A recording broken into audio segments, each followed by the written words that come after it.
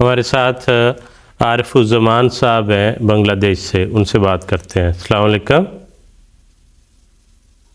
السلام علیکم ورحمۃ اللہ وبرکاتہ۔ وعلیکم السلام ورحمۃ اللہ وبرکاتہ۔ میرا سوال ہے سحری کے بارے میں۔ رمضان کی سحری کتنا فرض ہے؟ اگر چھوٹ بھی جائے روزہ مکمل ہوگا کہ نہیں؟ اور نفل روزہ میں سحری کا اہمیت کیا ہے؟ جزاکم اللہ۔ جزاک اللہ۔ منصور صاحب، سحری کھائے بغیر اگر سحری چھوٹ جاتی ہے تو روزہ ہو سکتا ہے نہیں ہو سکتا؟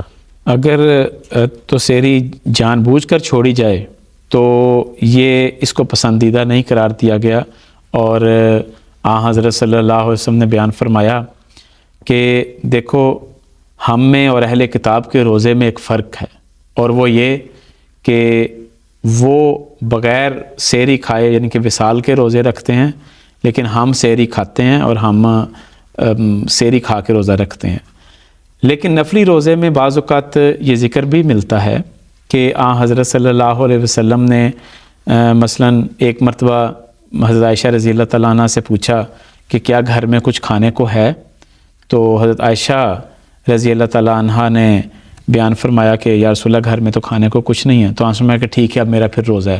تو گویا کہ شام کا کھانا کھایا تھا اور اس کے بعد صبح آپ نے پھر روزے کی نیت کر لی، تو اس طرح کا ذکر بھی ملتا ہے۔ لیکن جان بوجھ کر اس کو اسوہ بنانا کہ ہم نے سحری چھوڑنی ہے تو وہ درست نہیں ہے۔ حدیثوں میں بڑا واضح ذکر ملتا ہے کہ سحری لازماً کھایا کریں، کیونکہ سحری کھانے میں برکت ہے، اور آن وسلم نے اس کی تاکید بیان فرمائی ہے۔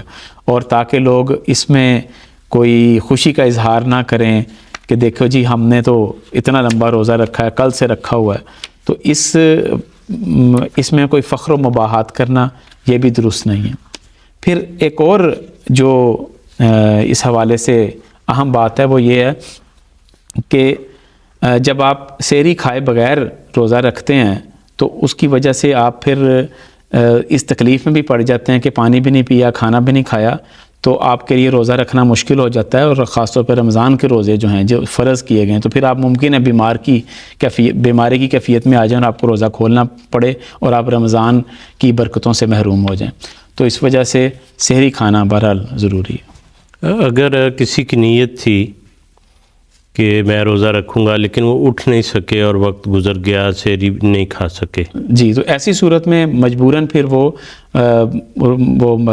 جس کو کہتے ہیں وصال کا روزہ وہ رکھ سکتے ہیں، لیکن اگر ان میں ہمت اور طاقت ہے تو اگر وہ اس روزہ رکھنے کی توفیق ہے ان میں تو رکھ لیں، ورنہ پھر اس دن کے روزے کے بدلے ایک فدیہ دے دیں اور روزہ کھول لیں۔